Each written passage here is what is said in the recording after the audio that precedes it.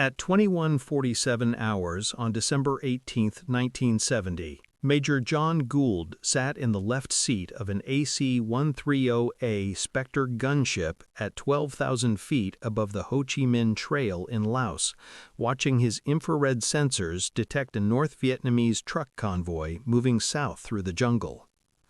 The AC-130 was a C-130 Hercules cargo transport converted into a flying weapons platform.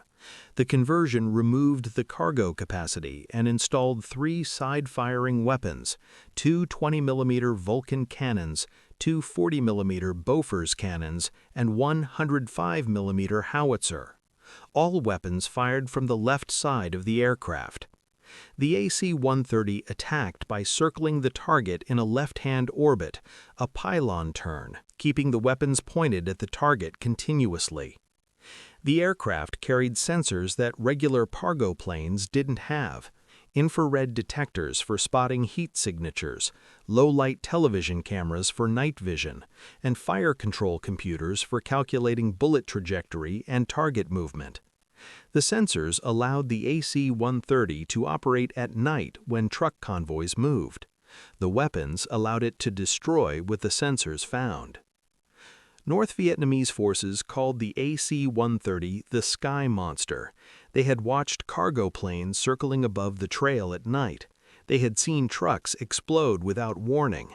They had heard the distinctive sound of the 105mm howitzer firing, a deep boom that echoed through the jungle. They knew the aircraft could see at night and kill from altitude, but they couldn't effectively defend against it. The Viet Cong and North Vietnamese Army used the Ho Chi Minh Trail as their main supply route from North Vietnam to units fighting in South Vietnam. The trail was actually a network of roads, paths, and waterways stretching over 12,000 miles through Laos and Cambodia. Supplies moved south in truck convoys during the dry season, November through March, when roads were passable. American forces had tried to interdict the trail for years. Fighter bombers attacked during daylight but had limited success. Trucks could hide under triple canopy jungle. B-52s carpet-bombed suspected truck parks but couldn't find moving convoys. Ground forces couldn't operate effectively in Laos due to political restrictions. The AC-130 was the most effective interdiction platform because it could find trucks at night and destroy them systematically. At 21:47 hours, Gould's sensor operator, Captain Robert Morrison, reported contact. "Pilot, sensor, I have multiple heat signatures on the trail. Grid Papa Lima 4782. Estimate 20+ vehicles stationary. Possible truck park." Gould checked the coordinates. The location was 40 miles inside Laos, 15 miles from the Vietnamese border. A known truck stop area, places where truck convoys rested during the night before continuing south. Perfect target. Gould ordered the orbit. "Navigator, give me a left orbit over Papa Lima 4782, altitude 12,000, radius 2 miles. The aircraft banked left and established a circular flight path over the target area. The aircraft's sensors pointed continuously at the trucks below. Morrison refined his count. "Pilot, sensor, confirmed 23 trucks stationary. Heat signatures indicate engines running or recently shut down. No visible anti-aircraft threat." Gould established communication with the fire control officer, Captain James Fletcher. Fletcher controlled all weapon systems and calculated firing solutions. "FCO, pilot, I'm handing you control. Engage at your discretion." Fletcher acknowledged. He studied the infrared display. 23 trucks clustered in a clearing 12,000 feet below. The clearing was 200 yards across, probably a rest stop where drivers waited for dawn. The trucks were spaced irregularly, some under trees for concealment, others in the open. Fletcher selected weapons. Against unarmored trucks, the 40mm Bofors was optimal, smaller than the 105mm howitzer, but more rounds available. Larger than the 20mm cannons, but more destructive per shot. The Bofors fired 100 rounds per minute with high explosive shells. Each shell weighed 2 pounds and could destroy a truck with a direct hit or near miss. At 21:51 hours, Fletcher gave the fire command. Bofors 1, engage left target cluster, 5-round burst. The first 40mm Bofors cannon fired. 5 shells left the aircraft in half a second, 100 rounds per minute rate of fire. The shells fell 12,000 feet in 11 seconds and struck the truck park. 3 shells hit trucks directly. 2 shells hit ground near trucks. All 5 detonated. 3 trucks exploded. Fuel tanks ruptured. Fires spread. Morrison watched on infrared. FCO sensor confirmed 3 kills. Remaining trucks are moving. Drivers evacuating the park. The North Vietnamese truck drivers had heard the explosions. They saw 3 trucks burning. They didn't know where the attack came from. No aircraft sound, no visible threat, but they knew they needed to move. Drivers started engines and began driving out of the clearing onto the trail. Gould watched the pattern develop. FCO, they're scattering. We need to hit them before they spread out. Fletcher adjusted tactics. The trucks were moving in multiple directions, some north, some south, some into the jungle. Fletcher engaged each group systematically. Bofors 1, engage southbound group. Bofors 2, engage northbound group. Continuous fire until I call ceasefire. Both 40mm Bofors cannons began firing. Each gun fired 100 rounds per minute, combined rate 200 rounds per minute. The shells rained down on the truck park. Every 3 seconds, 10 shells exploded. The trucks were driving through an artillery barrage. Morrison called targets. Southbound group taking hits, 4 trucks destroyed. Northbound group, 3 trucks destroyed. 1 truck entering jungle trail to the east. Fletcher shifted fire to the escaping truck. Bofors 1, single truck bearing 085 from target center, moving east, engage. The Bofors fired a 10-round burst. The shells bracketed the truck's path. The 3rd shell hit directly. The truck exploded. At 21:54 hours, 7 minutes into the engagement, Fletcher ceased fire. Morrison counted results. Pilot, sensor, truck park is burning. Count 14 trucks destroyed, confirmed. 3 trucks escaped north, visible on infrared at 2 miles from the park. 6 trucks escaped south, visible at 1.5 miles. Gould calculated. 14 destroyed, 9 escaped but still visible. The mission wasn't finished. If 107 trucks destroyed in one night sounds impossible, hit that like button. This is what happens when a cargo plane becomes a predator. Back to Gould. Gould made a tactical decision. The AC-130 had fuel for 4 more hours on station. The escaped trucks were still in sensor range. He would hunt each group systematically. Navigator plot intercept for the northbound group. FCO prepared to re-engage. The AC-130 adjusted its orbit, moving to position over the northbound group. 3 trucks traveling in convoy 2 miles north of the destroyed park. The trucks were moving at 25 miles per hour on an exposed section of trail, minimal tree cover. At 21:59 hours, Fletcher engaged with the 105mm Howitzer. The Howitzer was the AC-130's heaviest weapon, normally used against fortified targets or groups of vehicles. It fired 1 round every 3-4 seconds with devastating effect. The first 105mm shell exploded 10 yards from the lead truck. The explosion flipped the truck. The second shell hit the middle truck directly. The truck disintegrated. The third shell hit near the trailing truck. The truck swerved off the road and crashed. 3 trucks destroyed in 12 seconds. Morrison confirmed. FCO sensor, northbound group eliminated. All 3 trucks destroyed. Gould redirected to the southbound group, 6 trucks moving south at high speed. They were 4 miles from the original park now, spread across a 2-mile section of trail. Engaging would require pursuing the convoy and destroying trucks sequentially. At 22:03 hours, the AC-130 established orbit over the southbound convoy. Fletcher engaged with both Bofors cannons and the 105mm Howitzer, using all 3 weapon systems to cover the 2-mile convoy length. The lead truck was hit by a 105mm shell, destroyed. The second truck was hit by a 40mm burst, destroyed. The third truck tried to leave the trail and hide in jungle. The 20mm Vulcan cannons engaged, firing 2,500 rounds per minute. Tracers stitched through the jungle. The truck exploded. Fourth truck, fifth truck, sixth truck, all destroyed within 3 minutes. Morrison confirmed. Pilot, sensor, southbound group eliminated. All 6 trucks destroyed. Total trucks destroyed, 23 from the original park. The mission could have ended there.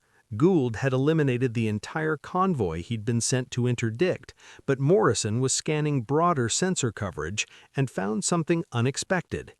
Pilot, sensor, I'm picking up additional heat signatures 12 miles south, large concentration, estimate 40+ vehicles, looks like a staging area. Gould checked fuel. He had 3 hours remaining on station. He checked ammunition. 40mm, 60% remaining. 105mm, 70% remaining. 20mm, 80% remaining. He had enough fuel and ammunition to continue operations. He requested permission from Airborne Command. Moonbeam, Spectre 2-1, request authorization to engage secondary target, grid Papa Lima 4794, estimate 40 vehicles. Moonbeam, the Airborne Command Post coordinating operations, responded, Spectre 2-1, you are cleared to engage secondary target. Report results. At 22:11 hours, Gould maneuvered to the new target area. Morrison refined his sensor analysis. Pilot, sensor, count is now 47 vehicles confirmed, mix of trucks and fuel tankers, stationary, engines cold, appears to be overnight staging area with drivers sleeping. This was a jackpot target. 47 trucks in one location meant a major supply convoy, probably carrying ammunition, fuel, or heavy weapons south. Destroying this convoy would impact North Vietnamese operations for weeks. But it also meant increased anti-aircraft threat. Major staging areas had defenses. Gould descended to 10,000 feet for better weapons accuracy while remaining above small arms range. The AC-130 could withstand small arms fire, but was vulnerable to heavy machine guns and anti-aircraft artillery above 12.7 millimeters. At 22:15 hours, Fletcher initiated the attack. He used the 105mm Howitzer first, firing at the center of the staging area to create maximum chaos and panic. The first shell exploded among the parked trucks. The explosion destroyed 3 trucks and ignited ammunition in cargo beds. Secondary explosions rippled through the staging area. North Vietnamese defenders responded. Tracers arced upward from multiple positions around the staging area. Heavy machine gun fire, 12.7mm and 14.5mm. The rounds reached 8,000 to 9,000 feet before falling back. Gould was at 10,000 feet, just above their maximum effective range, but the tracers were getting close. Morrison called out threats. Pilot, sensor, I'm counting 5 anti-aircraft positions, bearing 045, 090, 135, 270, 315 from target center, all firing. Gould adjusted altitude to 11,000 feet, adding margin above the anti-aircraft fire. Fletcher continued engaging. The 105mm Howitzer fired every 4 seconds. Each shell destroyed trucks and created fires. The staging area was becoming an inferno. At 22:19 hours, Morrison reported a new threat. Pilot, sensor, I'm tracking a vehicle leaving the staging area at high speed, heading north. Heat signature is consistent with ZPU-4 mobile anti-aircraft gun. The ZPU-4 was a quadruple 14.5mm anti-aircraft mount on a truck chassis. It could fire 2,400 rounds per minute combined and had effective range to 12,000 feet. If the ZPU-4 reached a good firing position, it could threaten the AC-130. Gould ordered immediate engagement. FCO, priority target, mobile AAA heading north from staging area. Kill it now. Fletcher shifted both 40mm Bofors cannons to the moving ZPU-4. The vehicle was moving at 40 miles per hour on an open section of trail. Fletcher led the target to account for movement and altitude. Both Bofors fired 10-round bursts. 20 shells converged on the moving vehicle. 3 shells hit directly. The ZPU-4 exploded, either from fuel detonation or ammunition cooking off. The threat was eliminated. Fletcher returned fire to the staging area. By 22:24 hours, 13 minutes after initiating attack, the staging area was destroyed. Morrison counted results. Pilot, sensor, count 47 trucks destroyed or burning. No vehicles leaving staging area. All anti-aircraft fire has ceased. Total trucks destroyed, 23 from first convoy, 47 from staging area. 70 trucks eliminated in 37 minutes. Gould's mission was exceeding all expectations, but he still had 2 hours of fuel and ammunition remaining. Morrison continued scanning. At 22:31 hours, he reported another contact. Pilot, sensor, additional heat signatures 8 miles southeast, grid Papa Lima 4801, count 15 vehicles moving south in convoy formation. Gould acknowledged. Navigator, intercept course to Papa Lima 4801, FCO, prepared to engage convoy. The AC-130 repositioned. At 22:38 hours, the aircraft established orbit over the moving convoy. 15 trucks traveling in close formation at 20 miles per hour. The convoy was illuminated by the lead truck's headlights. North Vietnamese drivers sometimes used lights when they believed they were safe from air attack.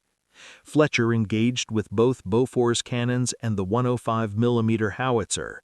The weapons fired sequentially, walking destruction from the front to the rear of the convoy.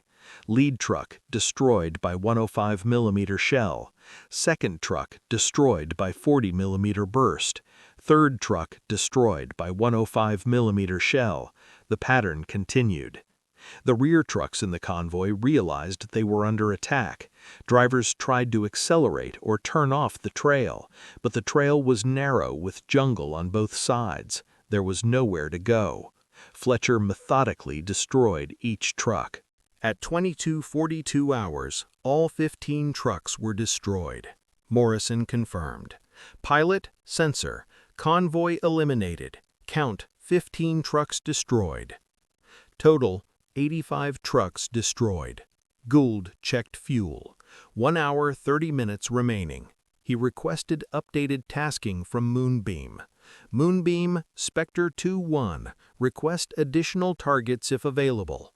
Moonbeam responded with coordinates for 2 more suspected truck locations. Intelligence from other aircraft and ground sensors suggested North Vietnamese trucks were operating in those areas. At 22:49 hours, Morrison investigated the first location. Pilot, sensor, contact confirmed. Count 12 trucks stationary. Grid Papa Lima 4807. At 22:53 hours, Fletcher engaged. The attack lasted 6 minutes. All 12 trucks destroyed. Total 97 trucks. At 23:02 hours, Morrison investigated the second location. Pilot, sensor, contact confirmed. Count 10 trucks moving north. Grid Papa Lima 4815. Fast movers, estimate 35 miles per hour. These trucks were trying to get off the trail before dawn. They were running at maximum speed with headlights off, navigating by moonlight. Fletcher engaged with sustained fire from all three weapon systems. The moving trucks were harder targets, but the AC-130's fire control computer compensated for movement automatically. At 23:08 hours, all 10 trucks were destroyed. Morrison confirmed. Pilot, sensor, Northern convoy eliminated. Count, 10 trucks destroyed. Total, 107 trucks destroyed. At 23:09 hours, Gould checked fuel and ammunition. Fuel, 45 minutes remaining, barely enough to return to base with reserve. Ammunition, 20 mm at 30%, 40 mm at 15%, 105 mm at 20%. The aircraft was nearly Winchester, military term for out of ammunition. Gould made the decision to return to base. Navigator, set course for home. FCO, cease engagement. Moonbeam, Spectre 2-1 is Winchester and returning to base. Final count, 107 enemy trucks destroyed. Moonbeam responded. Spectre 2-1, confirm 107 trucks destroyed? Affirmative. 107 trucks confirmed destroyed. Sensor recordings will verify. Moonbeam paused, probably checking if they'd heard correctly. Spectre 2-1, outstanding work. Return to base. We'll have a reception committee ready. The AC-130 departed the target area at 23:12 hours and flew northeast toward Thailand. The crew was exhausted. They had been in combat for 85 minutes, sustained high-intensity operations requiring constant focus. Gould, Morrison, and Fletcher had coordinated hundreds of firing solutions, tracked dozens of targets, and maintained situational awareness while North Vietnamese forces fired back. At 00:34 hours on December 19th, the AC-130 landed at Ubon Royal Thai Air Force Base. Ground crew counted remaining ammunition, 20 mm 6,800 rounds remaining out of 24,000 loaded, 40 mm 310 rounds remaining out of 2,000 loaded, 105 mm 18 shells remaining out of 100 loaded. The AC-130 had expended 17,200 rounds of 20 mm, 1,690 rounds of 40 mm, and 82 rounds of 105 mm. All of this ordnance had been fired at truck targets over 85 minutes. The ammunition expenditure rate averaged 202 rounds per minute of 20 mm, 20 rounds per minute of 40 mm, and one 105 mm shell per minute. Intelligence officers debriefed the crew at 0147 hours. They reviewed sensor recordings, infrared video, and low-light television footage of each engagement. They counted destroyed trucks frame by frame.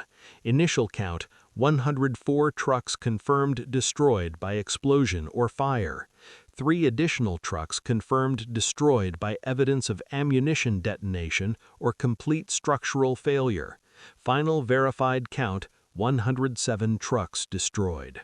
The debrief officer asked Gould to confirm the number.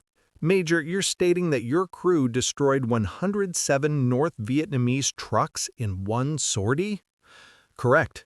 We engaged 6 separate groups over 85 minutes, destroyed all identified vehicles. This is the highest single sortie truck kill count on record for any aircraft type in Southeast Asia. Gould hadn't known that. He had been focused on the mission, not the record. But 107 trucks in one night was extraordinary by any measure. The intelligence officer noted the strategic impact. Major, 107 trucks represents approximately 1 battalion's worth of transport capacity. Whatever those trucks were carrying, ammunition, fuel, weapons, supplies, isn't reaching units in South Vietnam. This will impact North Vietnamese operations for weeks. Post-mission analysis revealed what the trucks had been carrying. Agent reports and intercepted communications indicated the destroyed convoy was transporting 100 tons of ammunition, 85 tons of rice, 40 tons of weapons, including anti-aircraft guns and rockets, and 15,000 gallons of fuel. The loss forced North Vietnamese commanders to delay planned operations in the Central Highlands due to supply shortages. Gould was recommended for the Distinguished Flying Cross. The recommendation noted, Major Gould displayed exceptional skill and determination in conducting sustained combat operations, resulting in the destruction of 107 enemy vehicles in a single mission. His actions significantly degraded enemy logistics capabilities and demonstrated the highest standards of airmanship. The DFC was approved on January 15, 1971. Gould received the medal in a ceremony at Ubon on January 28. His crew, Morrison, Fletcher, and the other 8 crew members operating sensors, weapons, and aircraft systems, all received air medals. But the mission's impact extended beyond medals. The December 18th engagement demonstrated the AC-130's effectiveness against truck convoys. One aircraft with the right sensors and weapons could destroy an entire convoy in one night. The economic efficiency was stark, one sortie costing approximately $50,000 in fuel, ammunition, and operating costs, destroyed $5 to $8 million worth of trucks and cargo, a return on investment of 100 to 1 or better. American command increased AC-130 operations on the Ho Chi Minh Trail. By 1972, AC-130 gunships were flying nightly missions during the dry season. Total truck kills by AC-130s during the war, over 10,000 confirmed. The aircraft accounted for more truck destruction than all other air assets combined. North Vietnamese forces adapted tactics. They increased anti-aircraft defenses along the trail. They dispersed convoys to reduce losses from single attacks. They developed early warning networks to detect AC-130s and hide trucks before engagement. They operated during the monsoon season when AC-130 sensors were less effective. But these adaptations never fully countered the AC-130 threat. The aircraft could see at night, kill from altitude, and sustain fire for hours. North Vietnamese trucks were vulnerable whenever they moved on roads where AC-130s operated. The Viet Cong name, Sky Monster, captured the psychological impact.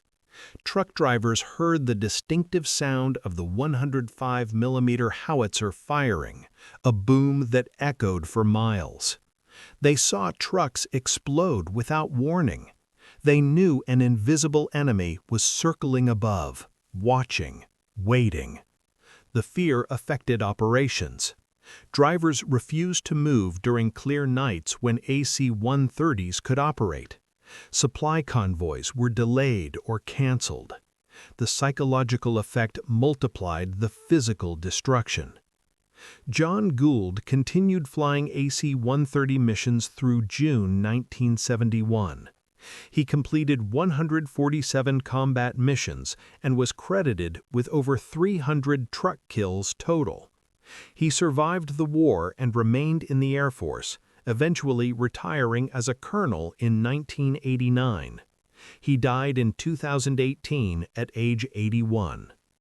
In a 2003 interview, Gould was asked about the December 18th mission.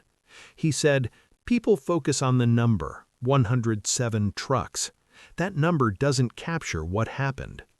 We had perfect conditions, clear night, experienced crew, targets that didn't disperse quickly enough. But mostly, we had a weapons platform that was designed exactly right for that mission. The AC-130 could see at night, circle for hours, and deliver precise firepower continuously. The North Vietnamese called it a sky monster.